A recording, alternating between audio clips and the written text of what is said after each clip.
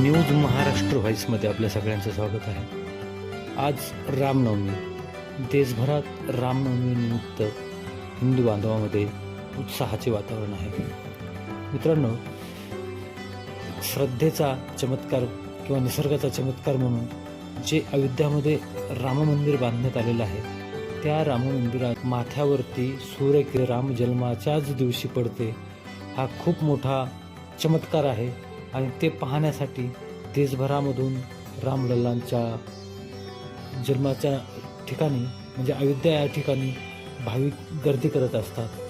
तसेच आपल्या देशाचं जे चॅनल आहे, राष्ट्रीय चॅनल दूरदर्शन, नॅशनल